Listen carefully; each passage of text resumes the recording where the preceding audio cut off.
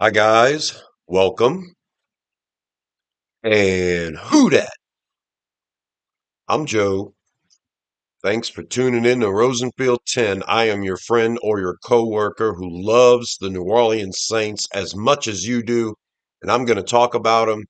Subscribe to the channel and you can get all the videos about our beloved Bless You Boys in black and gold, the New Orleans Saints. And today we are going to be looking once again at the positions of need for the Saints. And I want to take the perspective of looking at last year's team and focusing on what we were really missing last year and how we can improve the team from that perspective this year. So we've had free agency, we've had a second wave. The Saints have added a practice squad defensive end type. We've added some depth at safety with Ugo Amadi. We've added another piece on the offensive line, a guy that allowed 6 or 8 sacks last year, and we're kind of hoping he'll be our starting left guard. We've also re-signed Landon Young, so we've got Will Clapp, who's a backup guard center. We have Landon Young, who's a backup tackle guard. So, and then we've got this potential starter at left guard. So, is he better than Lucas Patrick? I don't know. Last year, I feel like when the offensive line was completely healthy, we were just okay. We looked like world beaters the first couple of games when the offensive line was healthy. Of course, we were beating up the Panthers and the Cowboys. But once those injuries kicked in with the offensive line, and we had to start playing musical chairs at left guard, center, and right guard, yeah, that's when a lot of the problems started for the Saints. And that's going to be my initial reaction. The worst situation last year for the Saints. Why the Saints did not, we didn't roll out a good product. We didn't perform. What was the main reasons? Yeah, I would have to say injuries on the offensive line was probably the main reason. Now, was it lack of depth? Part of it was lack of depth. But when you're missing one piece, maybe two pieces, I think the Saints had enough to plug in and to maintain for a game or two. But when you're having to replace 3 players on the offensive line for multiple games, well, I think that kind of situation could hurt any team as far as depth goes. I mean, you can only have so many backup pieces on affordable contracts before you start to wear yourself thin at any position, really. But the offensive line, that was tough because even when the starting lineup was out there, you had a rookie at left tackle, you had a left guard who was inconsistent. We have a great center. I think he was a bit of a shell of himself when he came back from his injuries. And how good does McCoy have to be to make both guards next to him better? I mean, he can be the greatest center in the world, but if Cesar Ruiz is going to keep playing as inconsistent as he plays, yeah, it's going to be tough for the center. So I think Ruiz is one of those guys that's probably got it on cruise control right now. He struggled early in his career.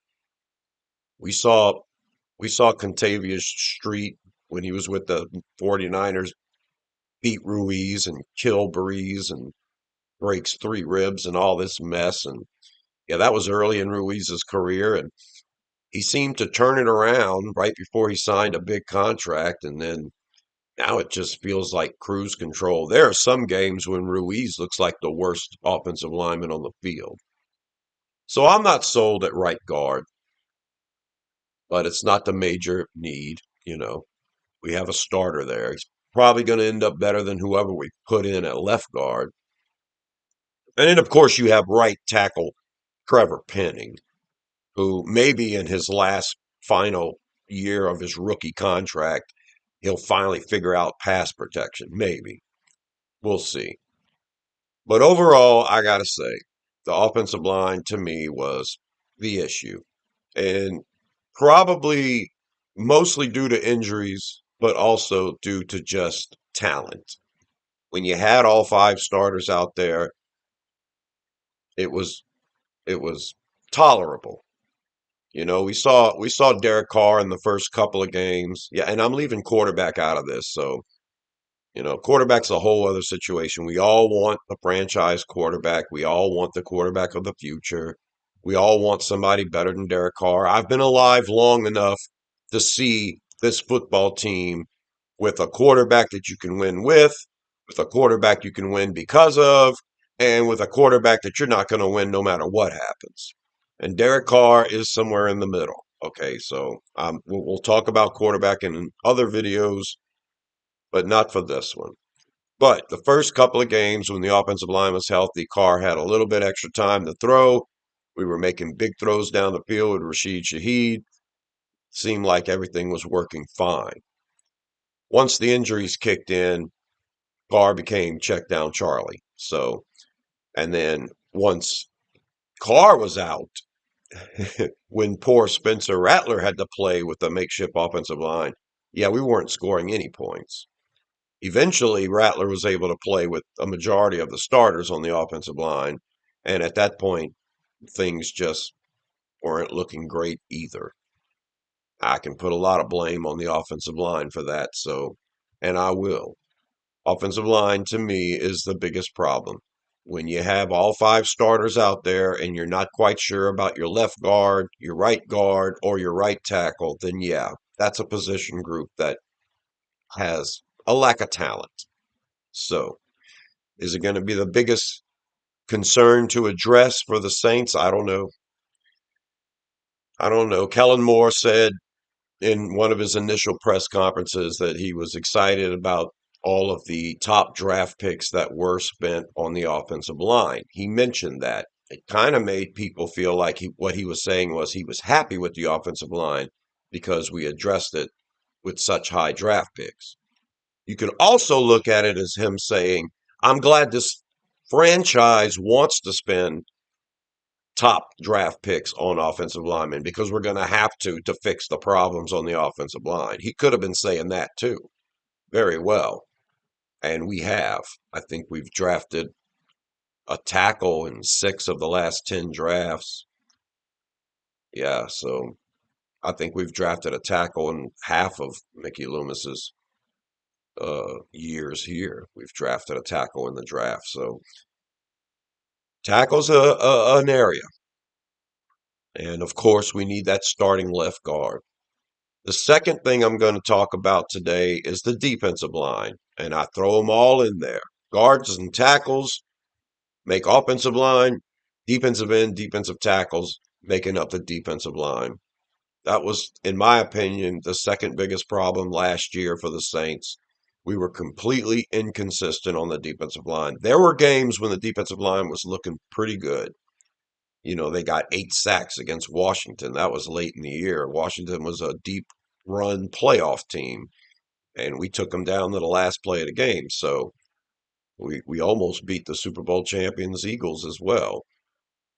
So, but the defensive line was too inconsistent. They were consistent at one thing, and that was an inability to stop the run.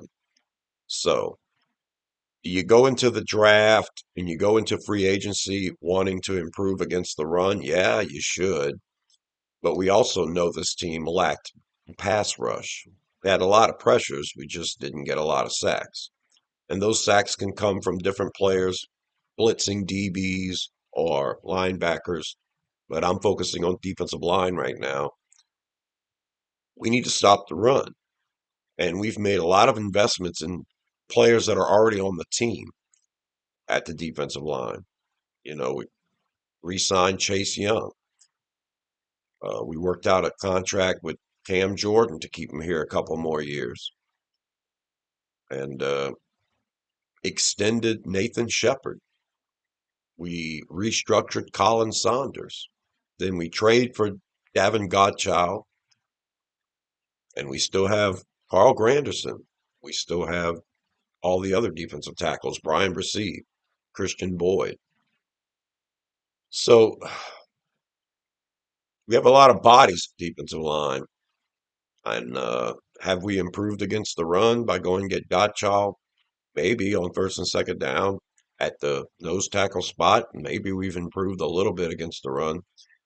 I don't see how we improved against the run in any other spot by re-signing the same guys we had. We're not improving on our pass rush either by retaining the guys we had. So defensive line, I have mentioned here, and I also have edge rusher mentioned because that can be a defensive end or a linebacker, and that's something the Saints haven't had for years. We haven't had a guy who can get after the passer. I think stopping the run is pretty important. I think that's what you have to do first.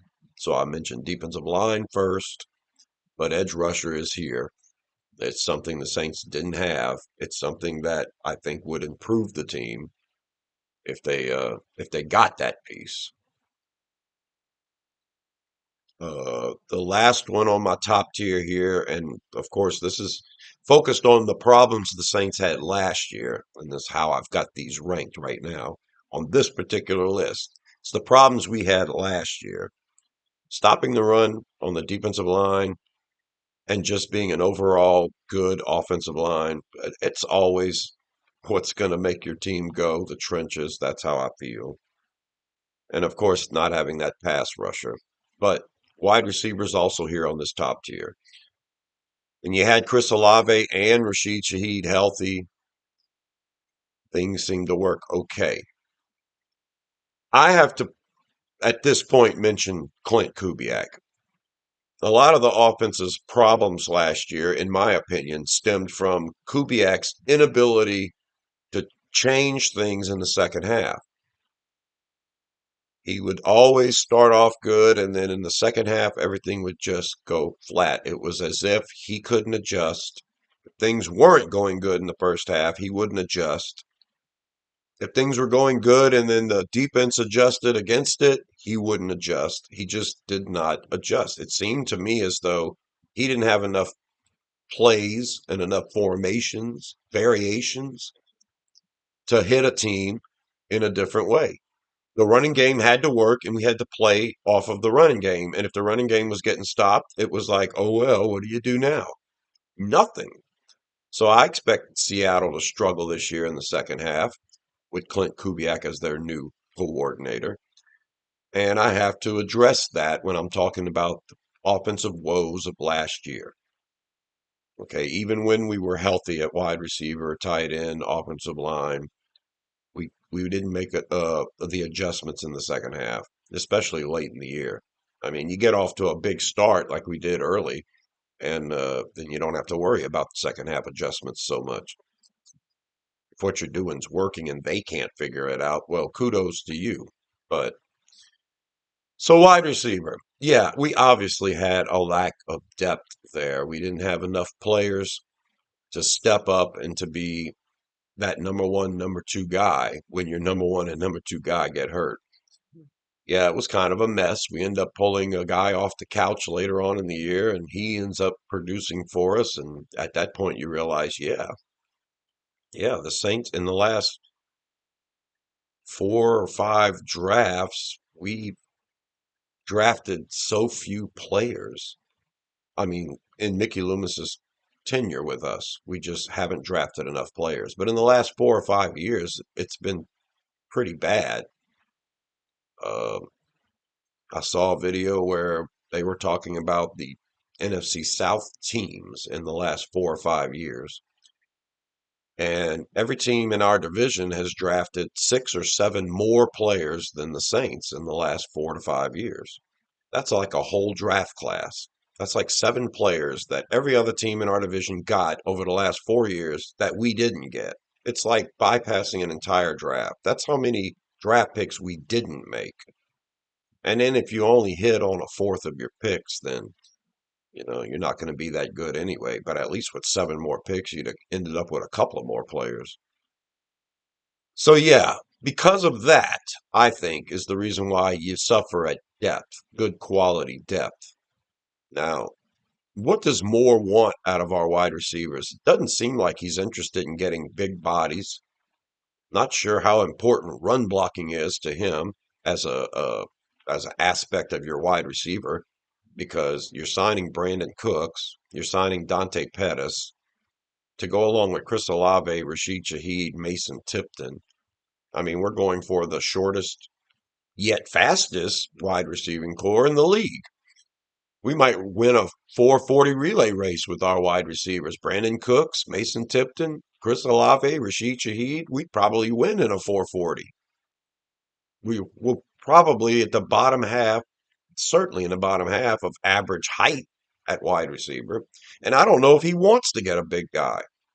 So, in my opinion, and I'm sure all of y'all agree, we need a different body type at wide receiver. What we're missing is a 6'2", 6'3" guy. But I don't know if Moore really wants that.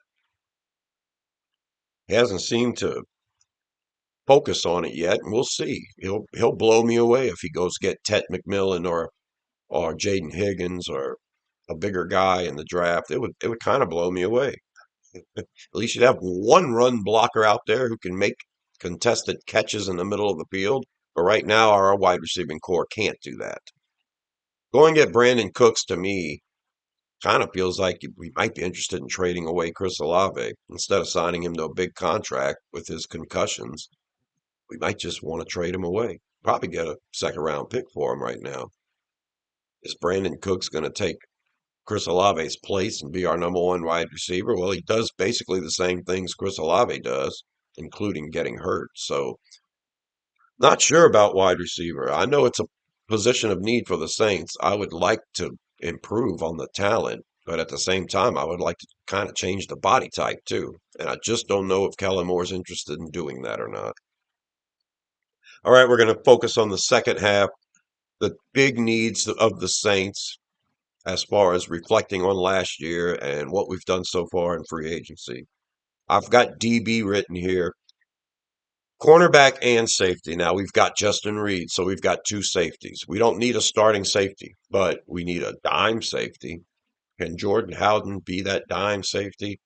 He's had to be in the last 2 years. And when Tyrann Mathieu has had to leave the game last year, he had to leave a couple of games, and everything went downhill from there.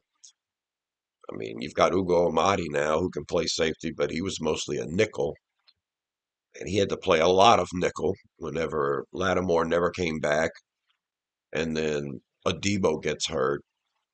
So Amadi ends up our nickel because we're forced to play Taylor outside. Now, I'd rather Taylor at nickel.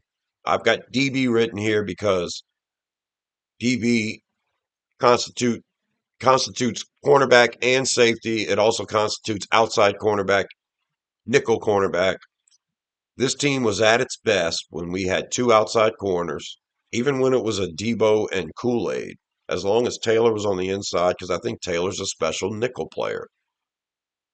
I think he's fine on the outside, and I think if he would actually do a training camp on the outside and then play a whole season on the outside, he'd probably be pretty good. So I'm not worried about his talent level. I'm worried about the talent of cornerback in general. Isaac Yiadom can come in and play now on the outside. Is he good enough on the outside to keep Taylor on the inside? Taylor's a special player on the inside. That's how I feel.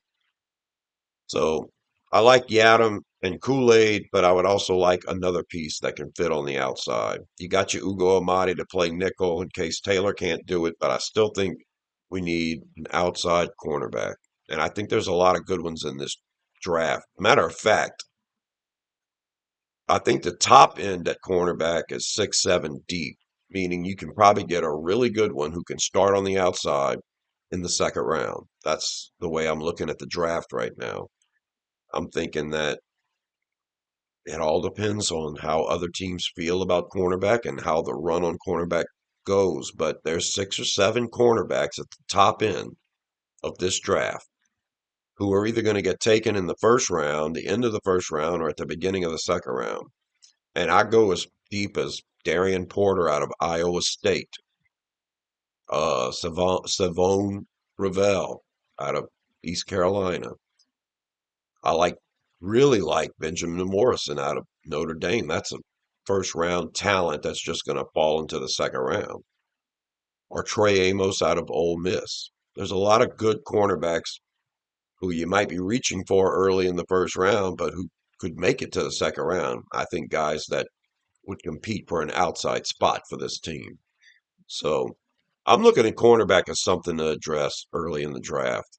We might not necessarily need it if everybody stays healthy and Isaac Yiadom and Kool-Aid McKinstry and Alante Taylor stay healthy and they play at the top of their game, then we're okay at cornerback. But you got to look at the depth of the draft as well and trying to get the best player available. I'm thinking a cornerback in the second round might end up being, that guy. If we don't go ninth overall with either Will Johnson or Jade Barron, yeah, I think a DB is in the cards. The safety class, in my opinion, is pretty deep too. And I think if you get one in the fourth round, you're going to be getting a guy that's going to compete with Jordan Howden. That's how deep I think the safeties are. A guy like Jonas Sanker out of Virginia or Lathan Ransom out of Ohio State. Yeah, those guys are pretty good. And my last three positions on this bottom tier: tight end, running back, linebacker. So the issue last year with DB was, once Lattimore wasn't playing and then once Adebo got hurt, it felt like, we were struggling it in the secondary a little bit. So yeah, I'm glad we got Reed. I'm glad we got Yadam. I still think another piece to be on the safe side because there was some struggles there toward the end with the secondary. Tight end. The problem with tight end last year to me was just a lack of production. And a lot of that could be Derek Carr because he never involved the tight ends. As long as he's been our quarterback, he hasn't involved the tight ends that much. It could also be play calling. But the tight ends were a little more effective toward the end of the year when all the wide receivers were wiped out. And that brings into question the consistency of Juwan Johnson. Was Carr forced to look at Johnson toward the end of the year because of lack of receivers? Probably. He wasn't looking at him before, or was Juwan not getting open before? Were the play calls not there before? It's hard for me to say whether we're just bad at tight end or if it was a combination of everything, the quarterback, the play calling, everything else, plus the lack of talent. Well, we're paying Juwan $10 million a year. If he can be a $10 million a year tight end, then we're going to need 50, 60 catches out of him for 600 to 800 yards, and he's going to have to find the end zone 6 or 7 times to justify this $10 million. He's going to have to find the end zone. He's going to have to make third down catches. He's going to have to be a presence in the middle of the field, and he's going to have to be consistent, including run blocking. Running back was another issue last year. Alvin Kamara was great. He played great and he stayed pretty healthy for most of the year. But there was a time when we were running him way too much. And it was because we didn't have ideal depth behind him. Kendre Miller is a fine running back when he's healthy, as long as he's running the ball and that's it. But you ask him to be involved in the passing game, you start to see major issues. And then, of course, the biggest issue with Miller, he just never stayed healthy. Then you also had Jordan Mims, who was fine in spot duty. He's a third back at best. And if Kendre Miller's going to be hurt, and you have to figure he will be, can Jordan Mims be a satisfactory number two? I don't feel that way. He's an undrafted guy. The running back depth in this draft is pretty good this year, so I think you can get a running back in the fourth round who's going to be better than Mims. Can he be our number two? Well, we have Clyde Edwards-Helaire. In my opinion, that's the guy that's going to be our number two right now. He's the guy that we resigned. He's a guy that I know can produce in this league. And I'm hoping he's a guy that's our clear cut number two going into this year because you can't count on Kendre Miller and Jordan Mims. I think Clyde Edwards-Helaire is a better player than Jordan Mims.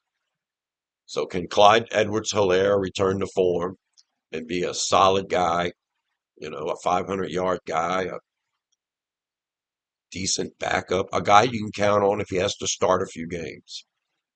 It's a risk, but I'm not too down on running back right now because of Clyde Edwards-Helaire. I'm down on it if we have to run in there with Kendra as our backup because I don't know how we produce in the passing game if he doesn't even know how to line up, but and he can't stay healthy. But yeah, I'm kind of hoping we address running back in the draft, fourth round, fifth round, sixth round, seventh round, somewhere around there. Get some competition for Jordan Mims and Kendre Miller. Go grab a running back in the draft that's good at pass protection and pass receiving and knows where to line up. And yeah, and then I think you're doing pretty good. And then you hope Clyde Edwards-Helaire returns to some form of the first couple of years he was in the league. And then linebacker. I think we were fine at linebacker. Our two leading tacklers were linebackers, and then we never really had issues with injuries. But when we did, we've got a lot of young pieces who came in and performed okay. They weren't awful. DeMarco Jackson and Anthony Orji are not awful. Nephi Sewell is not awful. We have decent depth.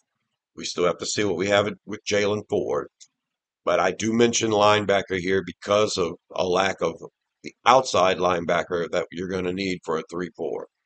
We don't have a pass rushing linebacker except for Demario Davis, and he does it from the middle. So we don't have an outside linebacker who can pass rush. We don't really have an outside linebacker that can do it all. Pete Werner's good as far as in coverage sometimes, and then against the run sometimes, but he's never been good at rushing the passer.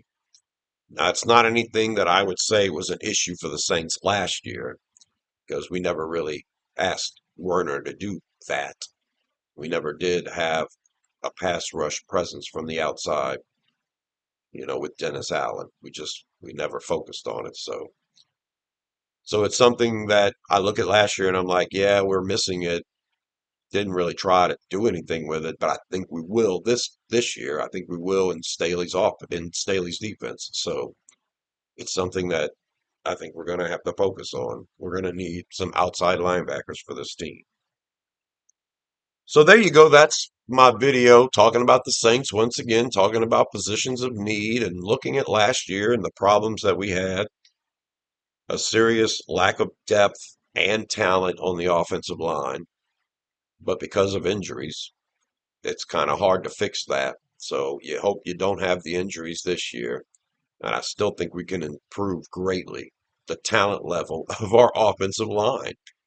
I'm not sold on Cesar Ruiz and Trevor Penning and whoever's going to play at left guard. I'm just not sold. I'm sold on Fuanga and I'm sold on McCoy. And if the Saints have to draft offensive linemen in the top 2 rounds for the next couple of years to get this fixed, I think it's the biggest need for this team. And it sucks. We all want playmakers. We all want to grab a playmaker with pick 9 and a playmaker with pick 40. We want to do that because we have so few on this team, especially young ones on this team. But yeah, if you don't have a good offensive line, doesn't really matter how good your quarterback and your playmakers are. So I'm prepared to address the trenches once again early, and I think it's an issue. Defensive line, you can't stop the run, you can't rush the passer. A piece would be good there. Another piece on the defensive line to stop the run would be nice. A Jared Ivey or an Elijah Roberts, one of those guys in the mid rounds. That would be a good piece to put on the defensive line to stop the run. You got Aladejo who can play edge and stop the run, probably play linebacker and stop the run. You can get a guy like that if you want to focus on the run. But of course, that edge can be a defensive end or a linebacker too. I'm looking at Carson Schwessinger, the linebacker out of UCLA. That guy on the outside would be a nightmare for other teams to have to deal with. He is so athletic and so fast and seems to read the offensive blocking very well and can get around everything and doesn't have a lot of experience playing, but I do love Schwessinger. I love Aladejo too. Both kids from UCLA at linebacker. And of course, Demetrius Knight from South Carolina. That guy's big and strong and probably line him up anywheres. Now I'm looking at a linebacker as a good place to get an edge rusher. Jahad Campbell wouldn't be a bad ninth overall pick because he can play linebacker and he can rush the passer. So yeah, there's lots of areas you can address as far as the edge goes. You can get a smaller defensive end and line them up in the right situations and be successful. I'm not afraid of that. And as far as wide receiver goes, yeah, we need depth. If we're going to keep signing 5'11" guys, then I don't know if size profile matters. If that's the case, then maybe you get Matthew Golden with the ninth overall pick, and you just keep running it. Passing it, not running it, because none of them can run block. But I think of Kellen Moore and I think of those crossing routes he likes to do. And I think about these smaller wide receivers and just get the quarterback to figure out which one you're going to throw to. And then whoop, hurry up and throw it, let him catch it and go. And is that what Kellen Moore, that's all he wants to do? Maybe. And then, of course, the second tier, I think a starting outside cornerback would be a huge boost for this team. I think an all around tight end would be a huge boost for this team. And of course, we need a second running back and we need those pieces at linebacker. That's my video. You guys let me know what you think too. This is a reflection of how bad we were last year, the problems we had, and then have we solved them through free agency? Mm, probably not. And yeah, this goes with every other video I've done, just looking at the Saints roster and figuring out what do we need to do. The upcoming draft, and then we still have a little bit of money left to play around with in free agency, maybe. I still think a veteran wide receiver is something we could address, a cheaper guy. Brandon Cooks, we got him. We lost two of those smaller wide receivers last year. I just don't think Brandon Cooks is a guy that's going to be replacing an injured player and not getting injured himself. I'm so confused about it. It makes me think Kellen Moore doesn't care to have a big receiver, and that's going to be a problem, I think. All right. I'm Joe. Subscribe to Rosenfield 10 for more videos about the Saints. Let me know what you think is the biggest problem the Saints had last year and what we haven't addressed so far in the offseason and what you would focus on in the draft. And until next one, I'll talk to you later. Who dat?